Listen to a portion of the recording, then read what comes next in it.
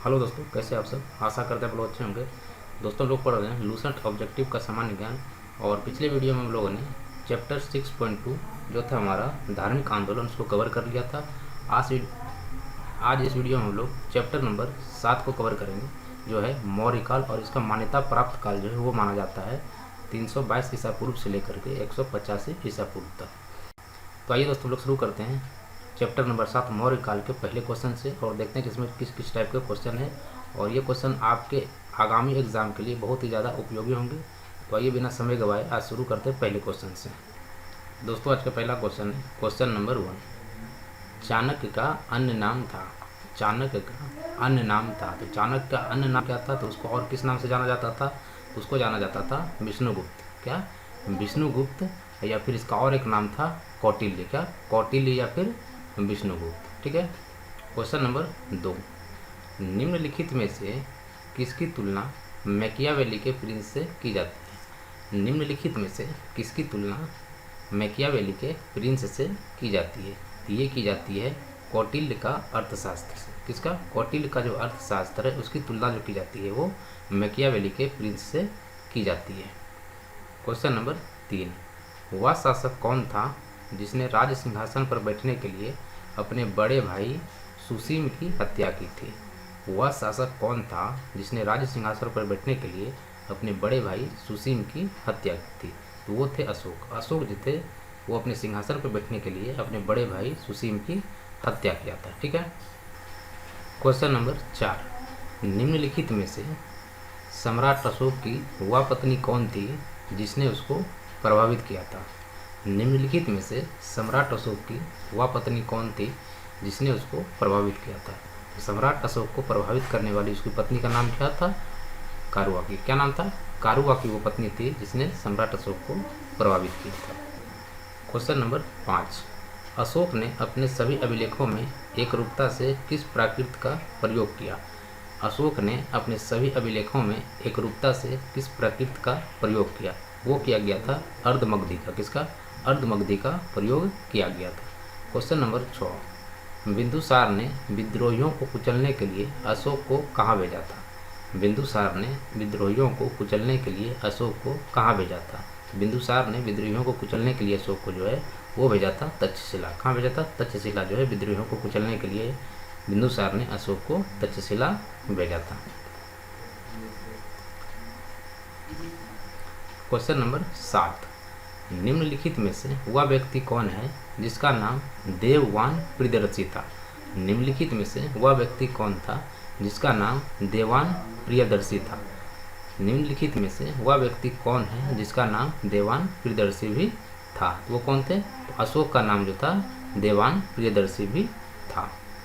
Question number 8। निम्नलिखित में से प्राचीनतम राजवंश कौन सा है? निम्नलिखित में से प्राचीनतम राजवंश कौन सा है? तो मौर्य वंश जो है इनमें से सबसे प्राचीनतम राजवंश है। ठीक है।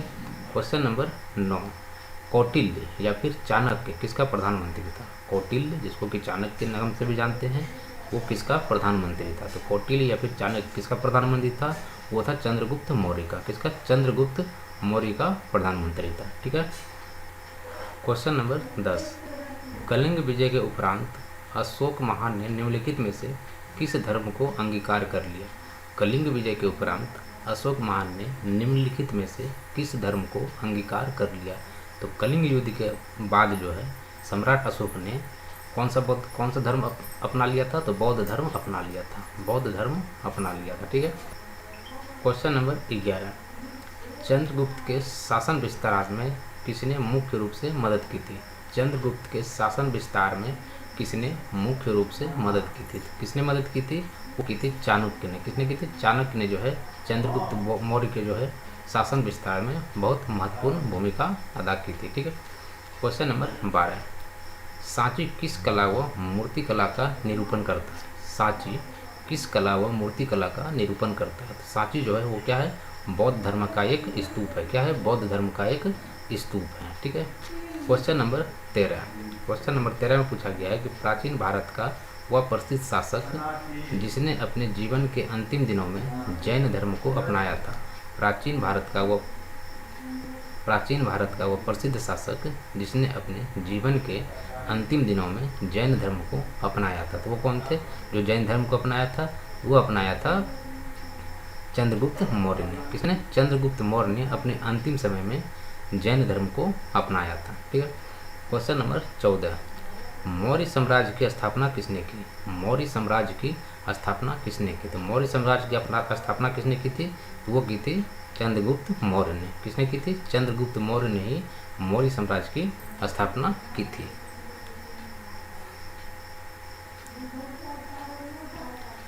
क्वेश्चन नंबर 15, मौर्य साम्राज्य में प्रचलित मुद्रा का नाम क्या था? मौर्य साम्राज्य में प्रचलित मुद्रा का नाम क्या था? तो मौर्य साम्राज्य में प्रचलित मुद्रा का नाम जो था वो पन था। क्या था? पन जो था मौर्य साम्राज्य में प्रचलित मुद्रा का नाम था। क्वेश्चन नंबर 16, निम्नलिखित में से कौन सा मौर्य वंश का शासक नहीं है? निम्नलिखित में से कौन मौर्य वंश का शासक नहीं है? तो आपको दिख रहा होगा चंद्रगुप्त मौर्य वो उसका संस्थापक था, अशोक भी मौर्य वंश का ही था, बिंदुसार भी मौर्य वंश का था, लेकिन अजातशत्रु जो है अजातशत्रु मौर्य वंश का शासक नहीं था। ठीक है। क्वेश्चन नंबर 17, निम्नलिखित में से अशोक का उत्तराधिकारी कौन था? निम्नलिखित में से अशोक का उत्तराधिकारी कौन था? तो अशोक का उत्तराधिकारी कौन था? तो वो थे कुणाल। कौन था? कुणाल जो है अशोक का उत्तराधिकारी था।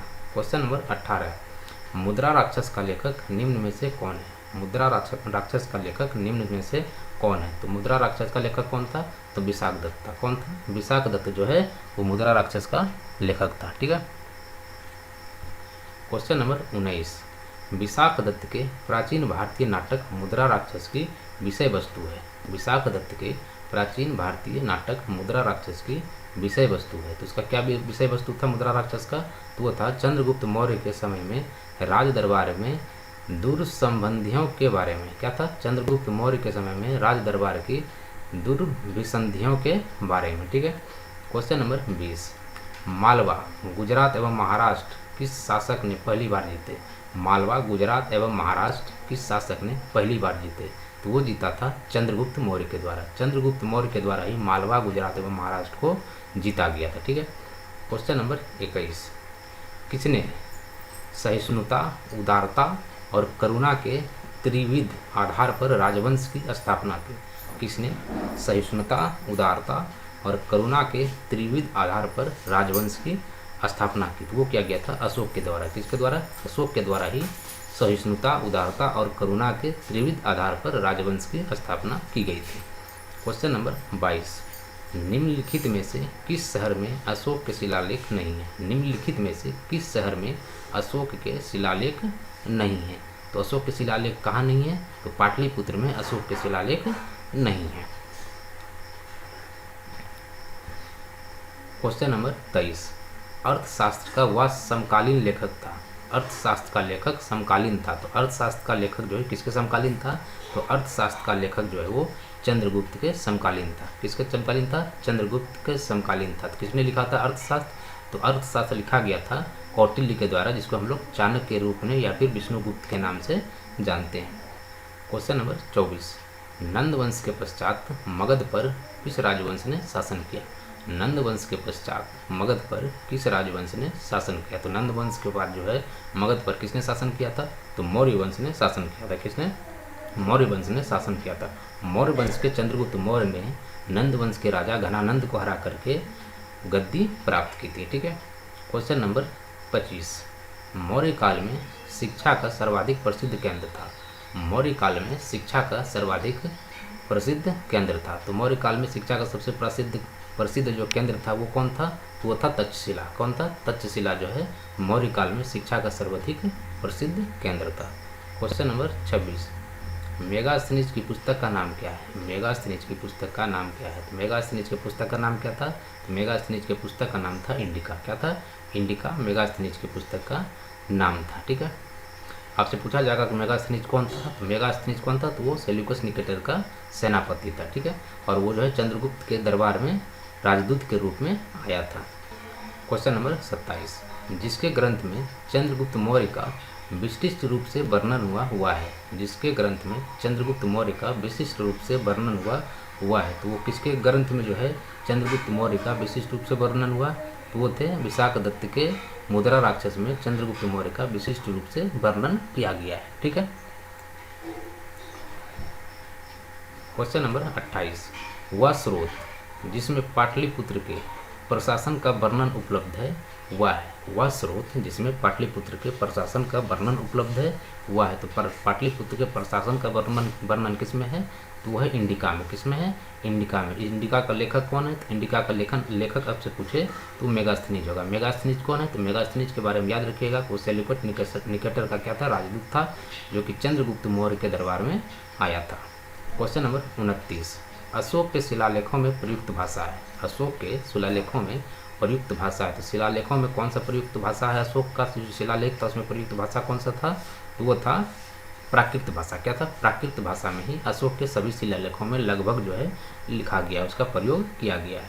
क्वेश्चन नंबर 30, निम्नलिखित में से किस मौर्य राजा ने दक्कन की विजय प्राप्त की थी? निम्नलिखित में से किस मौर्य राजा ने दक्कन की विजय प्राप्त की थी? तो दक्कन का जो विजय प्राप्त किया था वो कौन मौर्य राजा ने किया था? तो वो किया था चंद्रगुप्त मौर्य ने। किसने किया था? चंद्रगुप्त मौर्य ने ही दक्कन का विजय प्राप्त किया था। ठीक है। क्वेश्चन नंबर 31, मेगास्थनीज ने भारतीय समाज को कितनी श्रेणियों में विभाजित किया? मेगास्थनीज ने भारतीय समाज को कितनी श्रेणियों में विभाजित किया? तो मेगास्थनीज ने भारतीय समाज को 7 वर्गों में विभाजित किया था। कितने भागों में? 7 भागों में विभाजित किया था। ठीक है। क्वेश्चन नंबर 32, कौटिल्य, जिसको चाणक्य के नाम से जानते हैं, कि अर्थशास्त्र में किस पहलू पर प्रकाश डाला गया है? कौटिल्य के अर्थशास्त्र में किस पहलू पर प्रकाश डाला गया है? तो वो डाला गया है राजनीतिक नीतियाँ। राजनीतिक नीतियों के बारे में ही कौटिल्य का अर्थशास्त्र लिखा गया है। ठीक है। क्वेश्चन नंबर 33, निम्न में से कौन सा क्षेत्र अशोक के साम्राज्य में सम्मिलित नहीं था? निम्न में से कौन सा क्षेत्र अशोक के साम्राज्य में सम्मिलित नहीं था? तो कौन सा क्षेत्र है जो कि अशोक के साम्राज्य में सम्मिलित नहीं था? तो वह था श्रीलंका। श्रीलंका जो है वो अशोक के साम्राज्य में सम्मिलित नहीं था। उसके अलावा अफगानिस्तान तक इसका राज्य फैला हुआ था। बिहार में तो उसका केंद्र ही था। और कलिंग में भी, कलिंग का जो जब युद्ध हुआ था, कलिंग को भी उन्होंने जीत लिया था। किसने? अशोक के शासनकाल में। ठीक है। क्वेश्चन नंबर 34, पाटलिपुत्र के किस शासक ने सर्वप्रथम अपनी राजधानी बनाई? पाटलिपुत्र को किस शासक ने सर्वप्रथम अपनी राजधानी बनाई? तो पाटलिपुत्र को किस शासक ने सर्वप्रथम अपनी राजधानी बनाई? तो पाटलिपुत्र को चंद्रगुप्त मौर्य ने सर्वप्रथम अपनी राजधानी बनाई थी। ठीक है। क्वेश्चन नंबर 35, पाटलिपुत्र में स्थित चंद्रगुप्त का महल मुख्यतः बना था। पाटलिपुत्र में स्थित चंद्रगुप्त का जो महल था मुख्यतः बना था, तो वो किससे बना था? वो लकड़ी से बना था। किससे? लकड़ी का बना हुआ था। पाटलिपुत्र में जो स्थित था चंद्रगुप्त का महल, वो लकड़ी का बना हुआ था। ठीक है। क्वेश्चन नंबर 36, बराबर जहानाबाद जिला की गुफाओं का प्रयोग किसने आश्रय गृह के रूप में किया? बराबर की जो गुफा है जो कि जहानाबाद जिला में है, ये गुफाओं का उपयोग किसने आश्रय गृह के रूप में किया था? किसने आश्रय गृह के रूप में किया था उसका उपयोग? तो आजीविकों ने किया था। किसने? आजीविकों ने बराबर की गुफाओं का उपयोग जो है आश्रय गृह के रूप में किया था। ठीक है। क्वेश्चन नंबर 37, इस अभिलेख से यह साबित होता है कि चंद्रगुप्त का प्रभाव जो है पश्चिम भारत तक फैला हुआ था। इस अभिलेख से यह साबित होता है कि चंद्रगुप्त का प्रभाव जो है पश्चिम भारत तक फैला हुआ था। किस अभिलेख से यह प्राप्त होता है? ये होता है रुद्रदमन का जूनागढ़ अभिलेख। रुद्रदमन का जूनागढ़ अभिलेख से यह साबित होता है कि चंद्रगुप्त का जो प्रभाव था वो पश्चिम भारत तक फैला हुआ था। ठीक है। क्वेश्चन नंबर 38, केवल वह स्तंभ जिसमें अशोक ने स्वयं को मगध का सम्राट बताया। केवल वह स्तंभ जिसमें अशोक ने स्वयं को मगध का सम्राट बताया, तो वो कौन सा स्तंभ था? तो वो था भाब्रू का अभिलेख। क्या था? भाब्रू स्तंभ। क्या था? भाब्रू स्तंभ में जो है अशोक ने स्वयं को मगध का सम्राट बताया था। ठीक है। क्वेश्चन नंबर 39, सूची 1 को सूची 2 से सुमेलित कीजिए तथा सूचियों के नीचे दिए गए कूट से सही उत्तर का चयन कीजिए। सूची 1 और सूची 2। तो चंद्रगुप्त का नाम क्या था? तो चंद्रगुप्त को किस नाम से जाना जाता था? उसको जाना जाता था सेंड्रोकोटस से। किसे? सेंड्रोकोटस से। बिंदुसार को किस नाम से जाना जाता था? उसको जाना जाता था अमित्र घात। क्या? अमित्र घात के नाम से। अशोक को किस नाम से जाना जाता था? तो अशोक को नाम जाना जाता था क्या? प्रियदर्शी। क्या? प्रियदर्शी के नाम से जाना जाता था। और चाणक्य को किस नाम से जाना जाता था? तो चाणक्य को विष्णुगुप्त के रूप में जाना जाता था। ठीक है। क्वेश्चन नंबर 40, प्रथम भारतीय साम्राज्य स्थापित किया गया। प्रथम भारतीय साम्राज्य स्थापित किया गया, तो ये किसके द्वारा स्थापित किया गया? ये किया गया था चंद्रगुप्त मौर्य के द्वारा प्रथम भारतीय साम्राज्य स्थापित किया गया था। क्वेश्चन नंबर 41, उत्तरांचल में अशोक का एक शिलालेख स्थित है। उत्तरांचल में अशोक का एक शिलालेख स्थित है, तो कहाँ पे स्थित है? ये हो जाएगा कालसी में। कहाँ पे हो जाएगा? कालसी में जो है उत्तरांचल में अशोक का एक शिलालेख कालसी में स्थित है। ठीक है। क्वेश्चन नंबर 42, सांची का स्तूप किसने बनवाया? सांची का स्तूप किसने बनवाया था? सांची का स्तूप अशोक ने बनवाया था। किसने बनवाया था सांची का स्तूप? सांची का स्तूप अशोक ने बनवाया था। क्वेश्चन नंबर 43, अशोक के शिलालेखों को पढ़ने वाला प्रथम अंग्रेज कौन था? अशोक के शिलालेखों को पढ़ने वाला प्रथम अंग्रेज कौन था? कौन था? जेम्स प्रिंसेप वो अंग्रेज था जिन्होंने कि अशोक के शिलालेखों को सबसे पहले पढ़ा था। ठीक है। क्वेश्चन नंबर 44, कलिंग युद्ध की विजय तथा क्षत्रियों का वर्णन अशोक के किस शिलालेख में? कलिंग युद्ध का विजय तथा क्षत्रियों का वर्णन अशोक के किस शिलालेख में? तो कलिंग का युद्ध जिसमें वर्णित है वो किस शिलालेख में है? तो शिलालेख 13 में जो है, शिलालेख 13 में जो है कलिंग का युद्ध तथा क्षत्रियों का वर्णन उसी शिलालेख में मिलता है, शिलालेख नंबर 13। ठीक है। क्वेश्चन नंबर 45, प्रसिद्ध यूनानी राजदूत मेगास्थनीज भारत में किसके दरबार में आए थे? प्रसिद्ध यूनानी राजदूत मेगास्थनीज भारत में किसके दरबार में आए थे? वो आए थे चंद्रगुप्त मौर्य के दरबार में। किसके दरबार में? चंद्रगुप्त मौर्य के दरबार में। मेगास्थनीज कौन था? तो मेगास्थनीज जो था सेल्यूकस निकेटर का राजदूत था और मेगास्थनीज के द्वारा ही पुस्तक लिखा गया था जिसका नाम क्या था? इंडिका नाम का पुस्तक मेगास्थनीज के द्वारा लिखा गया था। क्वेश्चन नंबर 46, चंद्रगुप्त मौर्य ने सेल्यूकस को कब पराजित किया? चंद्रगुप्त मौर्य ने सेल्यूकस को कब पराजित किया? तो चंद्रगुप्त मौर्य ने सेल्यूकस को 305 ईसा पूर्व में पराजित किया था। कब किया था? 305 ईसा पूर्व में चंद्रगुप्त ने सेल्यूकस को पराजित किया था। क्वेश्चन नंबर 47, निम्नलिखित में से कौन सा राजा प्रायः जनता के संपर्क में रहता था? निम्नलिखित में से कौन सा राजा प्रायः जनता के संपर्क में रहता था? कौन रहता था जनता के संपर्क में?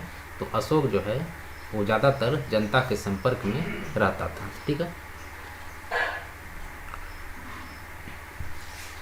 क्वेश्चन नंबर 48, अशोक ने 261 ईसा पूर्व में कलिंग को जीतने के बाद क्या किया? अशोक ने 261 ईसा पूर्व में कलिंग को जीतने के बाद क्या किया? तो अशोक ने 261 ईसा पूर्व में कलिंग को जीतने के बाद जो है क्या किया था? तो भारी रक्तपात को देखकर युद्ध की नीति को सदा के लिए त्याग दिया था। क्या किया था? भारी रक्तपात देखने के बाद वो युद्ध की नीति को सदा के लिए त्याग दिया और बौद्ध धर्म के शरण में चला गया, यानी कि बौद्ध धर्म अपना लिया था। ठीक है। क्वेश्चन नंबर 49, अशोक के अधिकांश अभिलेख किस भाषा या लिपि में है? अशोक के अधिकांश अभिलेख जो है किस भाषा व लिपि में है? तो कौन सा भाषा और कौन सी लिपि में है? तो वह है प्राकृत भाषा व ब्राह्मी लिपि। किसमें? प्राकृत भाषा व ब्राह्मी लिपि में अशोक के अधिकांश जो शिलालेख वो पाए गए हैं। ठीक है। क्वेश्चन नंबर 50, किस ग्रंथ में चंद्रगुप्त मौर्य के लिए ब्रिसल का मतलब क्या हुआ? निम्न कुल का शब्द प्रयोग किया गया था। ठीक है। किस ग्रंथ में चंद्रगुप्त मौर्य के लिए ब्रिसल, जिसका अर्थ होता है निम्न कुल, शब्द का प्रयोग किया गया है? किसमें किया गया है? वो किया गया है मुद्रा राक्षस में। किसमें? मुद्रा राक्षस में जो है चंद्रगुप्त मौर्य के लिए ब्रिसल या फिर जिसका अर्थ है निम्न कुल शब्द का प्रयोग किया गया है। ठीक है। क्वेश्चन नंबर 51, मौर्य नरेश के बारे में निम्न में से कौन सा कथन सही है?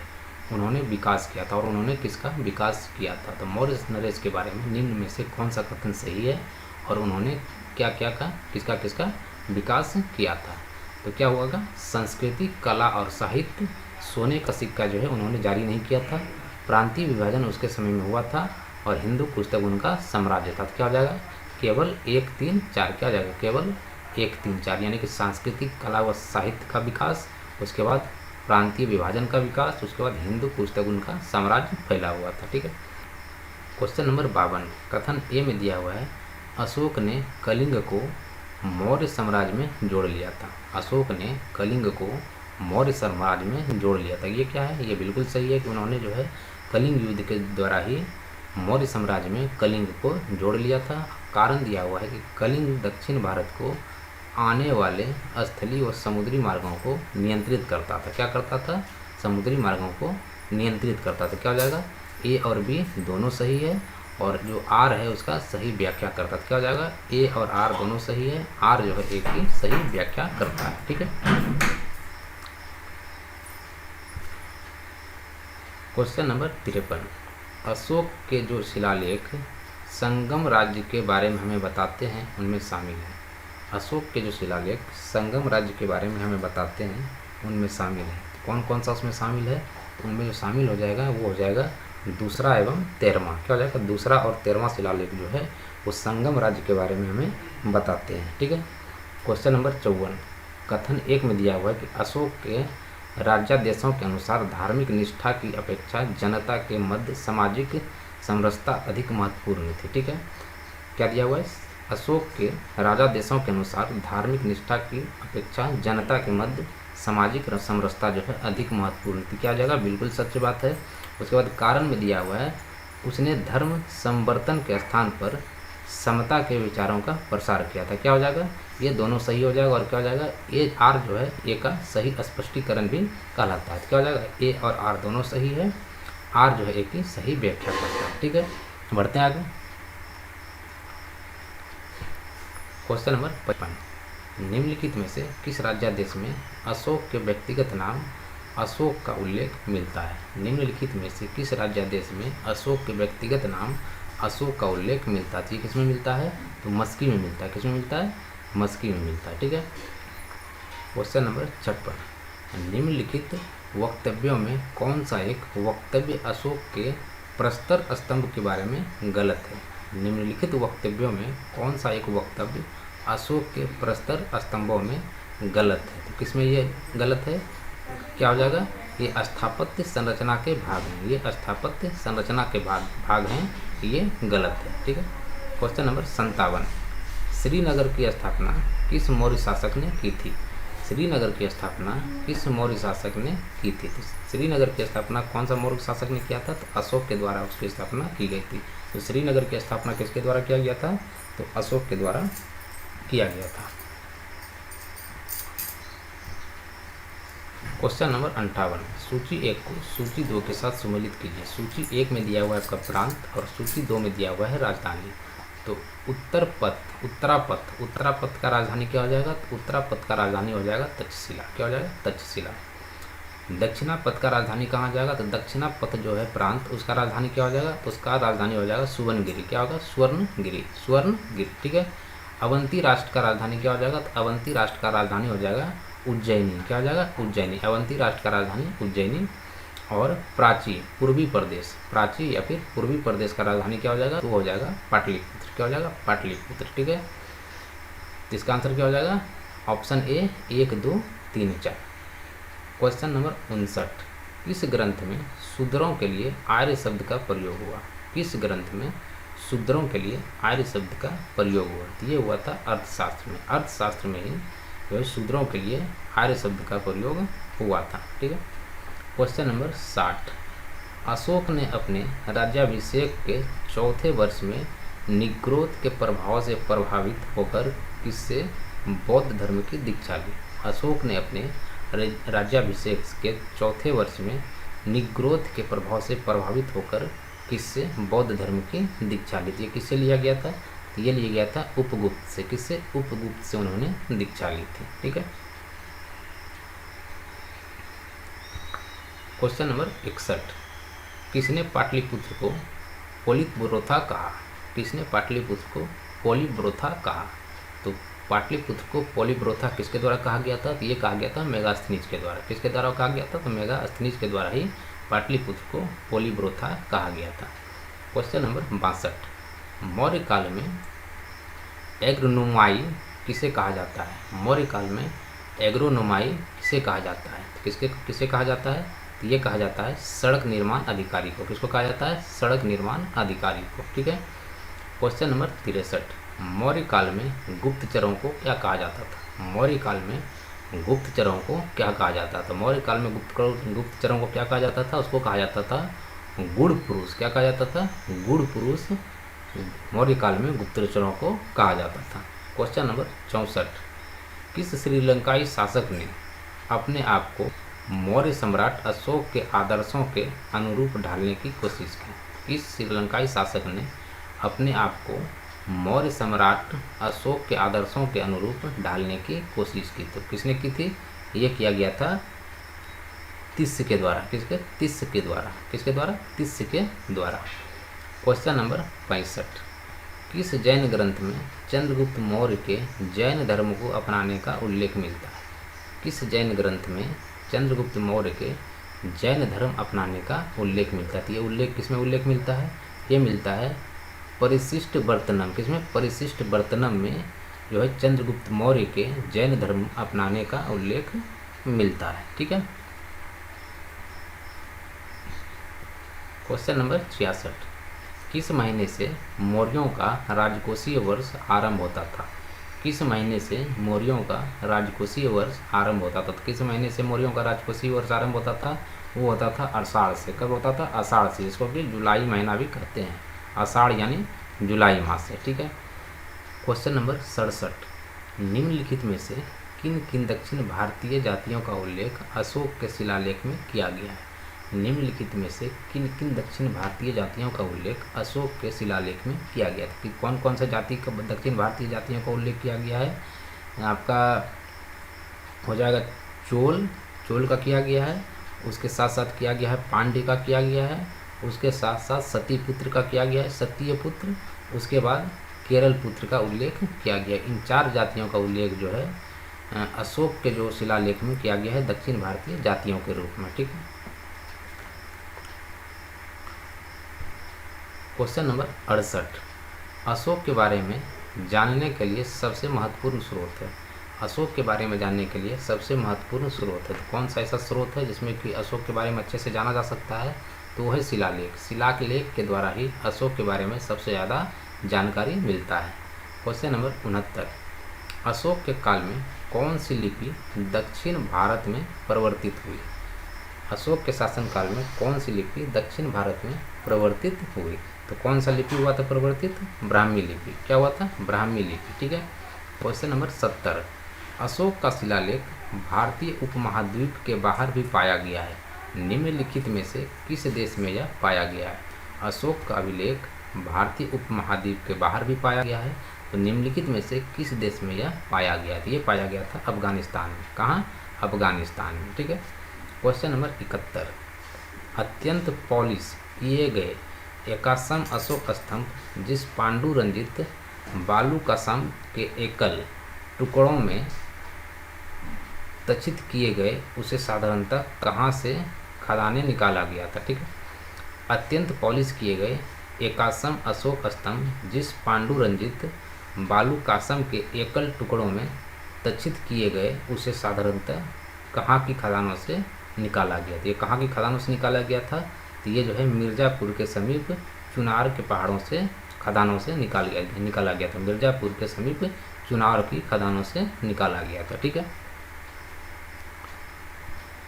क्वेश्चन नंबर 72, भारतीय लिखने की कला नहीं जानते हैं यह किसकी उक्ति है? भारतीय लिखने की कला नहीं जानते हैं यह किसकी उक्ति है? ये मेगास्थनीज की उक्ति है। किसका कथन है ये? तो मेगास्थनीज का कथन है। मेगास्थनीज ने कहा था कि भारतीय लिखने की कला नहीं जानते हैं। क्वेश्चन नंबर 73, किस मौर्य सम्राट ने एक विदेशी राजा सीरिया के एंटीयोकस प्रथम के से जो है अंजीर, शराब और दार्शनिक को भारत भेजने का आग्रह किया था? किस मौर्य सम्राट ने एक विदेशी राजा सीरिया के एंटीयोकस प्रथम से अंजीर, शराब और दार्शनिक को भारत भेजने का आग्रह किया था? ये किसके द्वारा किया गया था? तो ये किया गया था बिंदुसार के द्वारा। किसके द्वारा? बिंदुसार के द्वारा। ठीक है। क्वेश्चन नंबर 74, अशोक द्वारा कलिंग पर चढ़ाई की जानकारी के लिए कौन सा महत्वपूर्ण स्रोत है? अशोक द्वारा कलिंग पर चढ़ाई की जानकारी के लिए कौन सबसे महत्वपूर्ण स्रोत है? तो ये हो जाएगा 13वां बृहत शिलालेख। क्या हो जाएगा? 13वां जो है बृहत शिलालेख के द्वारा ही अशोक द्वारा कलिंग पर चढ़ाई की जानकारी प्राप्त करने के लिए सबसे महत्वपूर्ण स्रोत है। क्वेश्चन नंबर 75, बिंदुसार की मृत्यु के समय अशोक किस प्रांत का गवर्नर था? बिंदुसार के मृत्यु के समय जो है अशोक किस प्रांत का गवर्नर था? वो उज्जैन का गवर्नर था। किसका? उज्जैन प्रांत का गवर्नर था। ठीक है। क्वेश्चन नंबर 76, किस शिलालेख में अशोक ने घोषणा की कि सारी प्रजा मेरी संतान है? किस शिलालेख में अशोक ने घोषणा की है कि सारी प्रजा मेरी संतान है? तो कौन से अभिलेख में ये घोषणा किया गया था? ये किया गया था पृथक कलिंग शिलालेख। इसमें पृथक कलिंग शिलालेख, प्रथम पृथक कलिंग शिलालेख में ही अशोक ने घोषणा किया था कि सारी प्रजा मेरी संतान है। क्वेश्चन नंबर 77, कौन सी घोषणा युद्ध और हिंसा के प्रति अशोक के आंतरिक दुख को स्पष्ट करता है?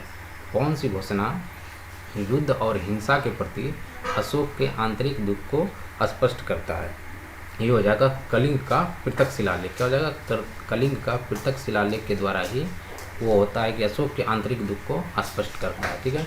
क्वेश्चन नंबर 78, इस शिलालेख में अशोक की यह घोषणा अंकित है कि किसी भी समय चाहे मैं खाता रहूं या रानी के साथ विश्राम करता रहूं या मैं अपने अंतःशाला में रहूं, मैं जहां भी रहूं मेरे महाहाथी मुझे सार्वजनिक कार्य के लिए संपर्क कर सकते हैं।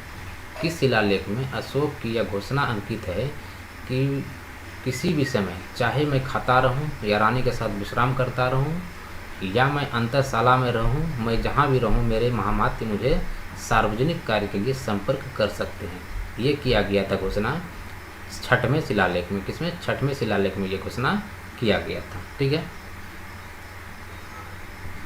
क्वेश्चन नंबर 79, निम्नलिखित में से कौन अवरोही क्रम में मौर्य प्रशासन के अधिकारियों का नाम बताता है? निम्नलिखित में से कौन अवरोही क्रम में मौर्य प्रशासन के अधिकारियों का नाम बताता है? तो कौन सा ऐसा है जो कि मौर्य अधिकारियों का नाम बताता है?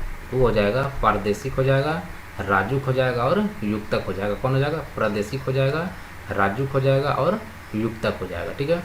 क्वेश्चन नंबर 80, विष्ट है। तो विष्ट क्या है?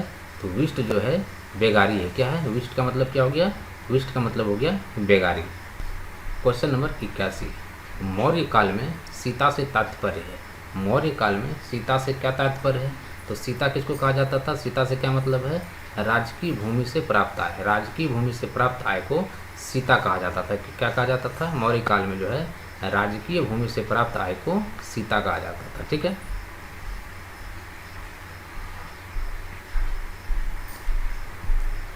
क्वेश्चन नंबर 82, निम्नलिखित में से मौर्य कला का सबसे अच्छा नमूना कौन है? निम्नलिखित में से मौर्य कला का सबसे अच्छा नमूना कौन है? तो मौर्य कला में जो है सबसे अच्छा नमूना कौन है? वो हो जाएगा स्तंभ। क्या हो जाएगा? स्तंभ जो है मौर्य कला का सबसे अच्छा नमूना है। क्वेश्चन नंबर 83, कहाँ से प्राप्त अभिलेखों से मौर्य काल में अकाल, सूखा जैसे देवी प्रकोप के समय राज्य द्वारा राहत कार्य किए जाने का विवरण मिलता है? कहाँ से प्राप्त अभिलेखों से मौर्य काल में अकाल, सूखा जैसे देवीय प्रकोप के समय जो है राज्य द्वारा राहत कार्य किए जाने का विवरण मिलता है? ये कौन सा अभिलेख से मिलता है? तो ये मिलता है महास्थान। क्या हो जाए? महास्थान बांग्लादेश और सहगौरा उत्तर प्रदेश के शिलालेख से। कहाँ से? महास्थान बांग्लादेश और सहगौरा उत्तर प्रदेश के अभिलेख से। क्वेश्चन नंबर 84, भारत ने श्रीलंका में बौद्ध धर्म का प्रचार हेतु किसे भेजा? अशोक ने श्रीलंका में बौद्ध धर्म का प्रचार हेतु किसे भेजा था? तो किसको भेजा था? तो महेंद्र को भेजा था और संघमित्रा को भेजा था। किसको? महेंद्र और संघमित्रा दोनों को भेजा था। क्या हो जाएगा? ए और बी दोनों। ठीक है। क्वेश्चन नंबर 85, अशोक के मनसेहरा पाकिस्तान एवं शहबाजगढ़ी पाकिस्तान से प्राप्त बृहत शिलालेखों में किस लिपि का प्रयोग किया गया है?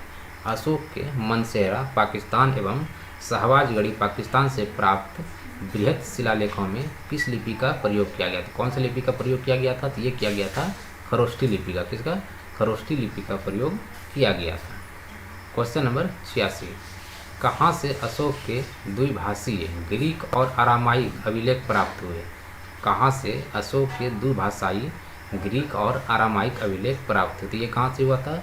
ये हुआ था सार-ए-कुना कांधार से। कहाँ से? सार-ए-कुना अभिलेख कांधार से। ठीक है। क्वेश्चन नंबर 87, कौटिल्य द्वारा रचित अर्थशास्त्र कितने अधिकरणों में विभाजित है? कौटिल्य द्वारा रचित अर्थशास्त्र कितने अधिकरणों में विभाजित है? तो कितने अधिकरणों में विभाजित है? ये 15 अधिकरणों में विभाजित है। कौटिल्य द्वारा रचित अर्थशास्त्र जो है 15 अधिकरणों में विभाजित है। क्वेश्चन नंबर 88, अर्थशास्त्र में उल्लेखित सप्तांग में शामिल थे।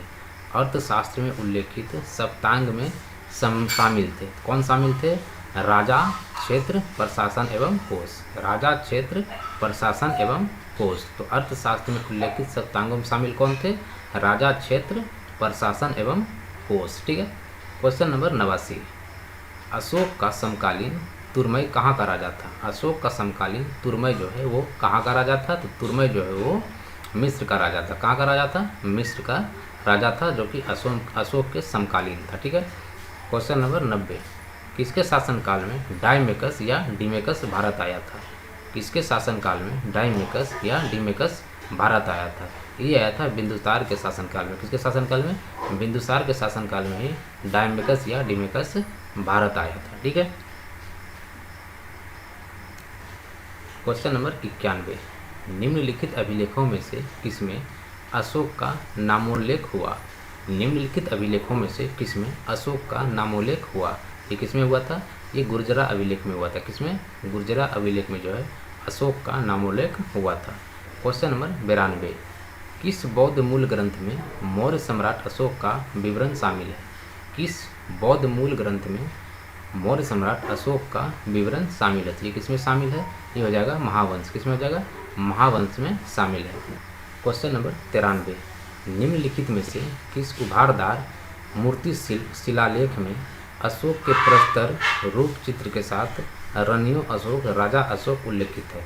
निम्नलिखित में से किस उभारदार मूर्ति शिलालेख में अशोक के प्रस्तर रूप चित्र के साथ रनियो अशोक, राजा अशोक उल्लेखित है? तो ये किसमें है? ये हो जाएगा कंगनहल्ली। किसमें? कंगनहल्ली में। किसमें? कंगनहल्ली शिलालेख में। किसमें? कंगनहल्ली शिलालेख में। ठीक है दोस्तों, बढ़ते हैं आगे। तो दोस्तों आज का ये आखिरी क्वेश्चन था और इसी क्वेश्चन के साथ जो है आपका चैप्टर नंबर 7 कंप्लीट होता है। और चैप्टर नंबर 7 में जो है मौर्य काल में जितने भी क्वेश्चन थे उन सारे क्वेश्चनों का हम लोग डिस्कशन कर चुके हैं। और जो है अगले वीडियो में हम लोग एक अलग टॉपिक के साथ चैप्टर नंबर 8 जो है उसके साथ आएंगे और उसका जो जितने भी क्वेश्चन होंगे उन सारे क्वेश्चन को हम लोग डिस्कशन करेंगे। अगर आपको वीडियो पसंद आए तो वीडियो को लाइक, शेयर, सब्सक्राइब जरूर करें।